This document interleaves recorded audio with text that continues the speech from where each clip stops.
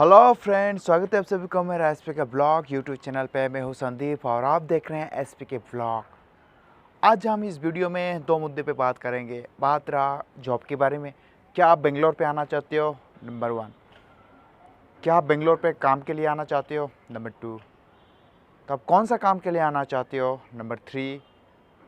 और आप कब आना चाहते हो? नंबर 4। ये 4 बातों में हम बात करेंगे। फ्रेंड, अगर आप बेंगलोर पे आना चाहते हो तो बेशक आप आ सकते हो। अगर आपका यहाँ पे कोई भी जान पहचान नहीं है तो ये मैं उनके लिए वीडियो बना रहा हूँ। ये वीडियो को शुरू से लेकर अंत तक देखिए, आपको इन्फॉर्मेशन ज़रूर मिलेगा। चलते हैं, इस वीडियो को शुरुआत करते हैं आज। अगर आप बेंगलोर में अकेले आना चाहते हो, आपका जान पहचान कोई भी नहीं है, आप बेशक आ सकते हो। उनके लिए ऑप्शन क्या है? उनके लिए फर्स्ट ऑप्शन, अगर आप किसी को भी नहीं जानते हो तो आप कोई भी एजेंसी के वगैरह यहाँ पे मत आइए। बिकॉज आप जानते नहीं हो उन लोग को, या फिर आप किसी को भी नहीं जानते हो, आप बेंगलोर में नया हो, कोई एजेंसी बोलेगा कि आप आओ, मैं आपको काम दिलाऊंगा, आपको इतना पैसा देना होगा। आप आओगे, उन पे रजिस्टर करोगे, वो पैसा ले लेगा, बाद में आपको प्रेफरेंस नहीं देगा, आपका वैल्यूलेस हो जाओगे लेने के बाद में। तो ये ऑप्शन छोड़ दो। अगर आपका कोई फ्रेंड है तो बहुत अच्छा है, नहीं है तो मैं आपके लिए एक ऑप्शन दे रहा हूँ। ऑप्शन क्या है? अब सबसे पहले बेंगलोर में गूगल में जाके आप बेंगलोर पे पीजी कहाँ पे मिलता है ये आप सर्च कीजिए। गूगल में बेंगलोर पे पीजी सस्ता कहाँ पे मिलता है वो आप टाइप कीजिए। आपको वहाँ पे दिखाई देगा पीजी कहाँ कहाँ पे है, पीजी का नंबर। आप उनसे कांटेक्ट कीजिए कि उनका पीजी में अभी खाली है कि नहीं। क्या आप उनका पीजी में जाके रोक सकते हो? आप घर से आके बेंगलोर पे उनका पीजी में रुक पाओगे? कितना पैसा चार्ज होगा, क्या करना पड़ेगा, एडवांस कितना देना पड़ेगा, ये वगैरह वगैरह आप उनसे पूछ लीजिए, वो आपको डिटेल्स में बताएगा। अगर वो हाँ बोलता है देन आप वहाँ पे आ सकते हो। बट इससे पहले भी और एक कंडीशन है। कंडीशन वो क्या है मैं आपको बता देना चाहता हूँ। आप बेंगलोर पे कौन सा काम के लिए आओगे, यानी कि आपको कौन सा काम आता है, आप किस प्रकार का काम ढूंढ रहे हो। क्या आप कॉल सेंटर वगैरह में करने के लिए आओगे? आपका अगर क्वालिफिकेशन है कॉल सेंटर वगैरह में करने के लिए आओगे, देन आपको सिटी एरिया में रुकना होगा। देन आपको सिटी में आपको जॉब ढूंढना होगा। तो बेंगलोर में कई हिस्सा में बेंगलोर को बांटा गया है।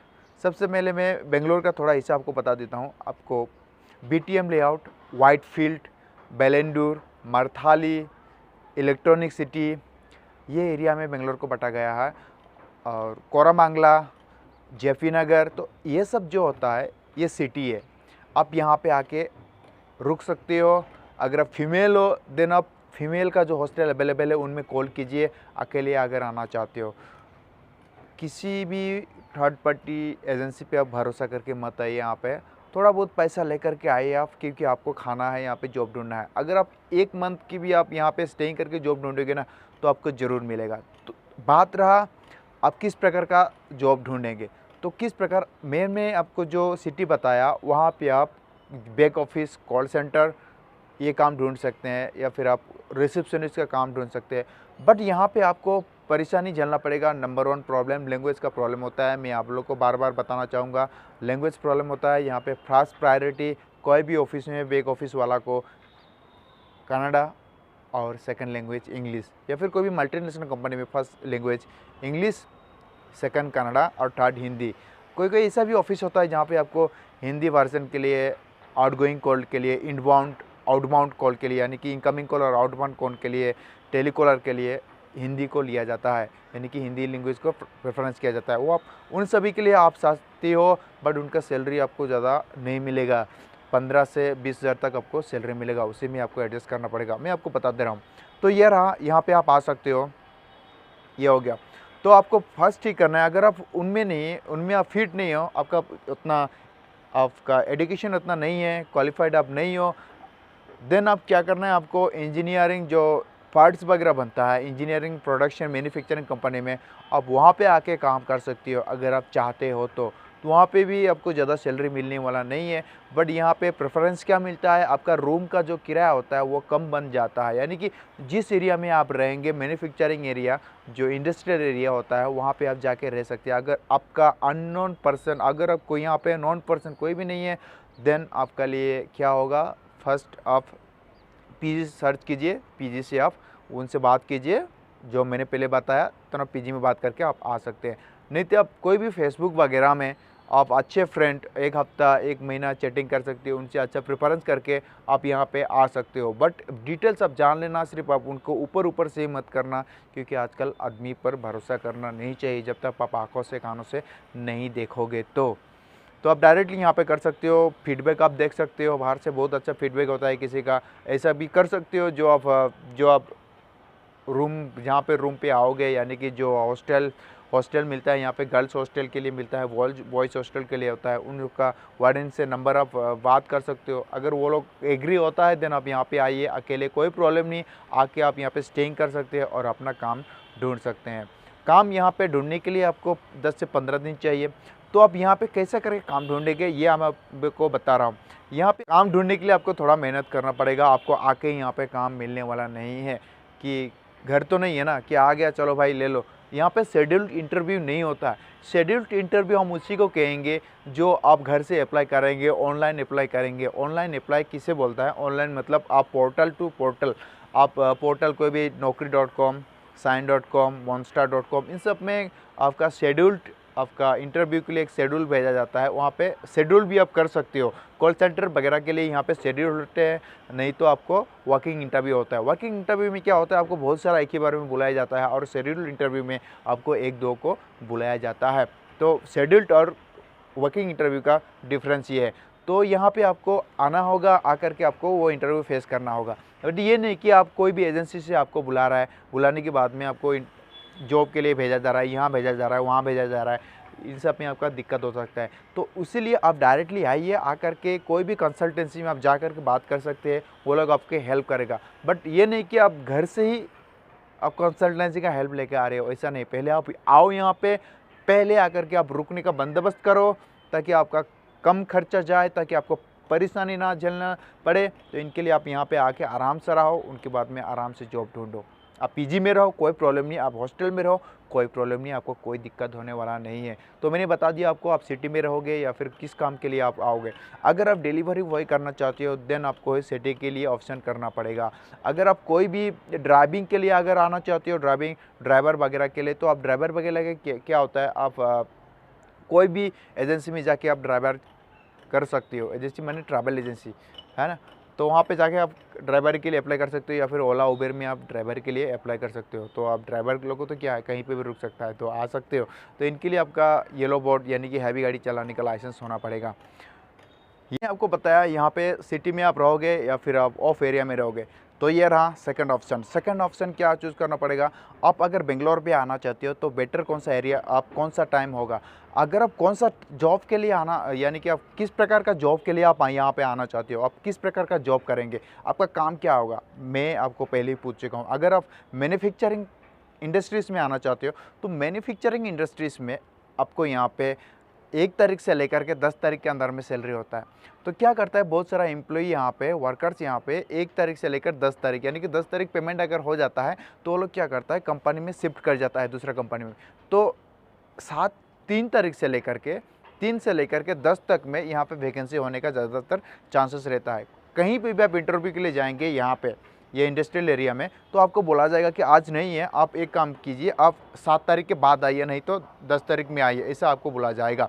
तो बेटर रहेगा अगर आप बेंगलोर पे कोई भी मैन्युफैक्चरिंग यूनिट में, इंडस्ट्रियल में काम करने के लिए आना चाहते हो, कोई भी, या फिर ITI हो, या फिर आप हेल्पर्स के लिए काम के लिए आना चाहते हो, या फिर डिप्लोमा हो, देन आप ढूंढना पड़ेगा आपको कितने तारीख में, आप 1-2 तारीख में या फिर मंथ का एंड में आप आ जाइए।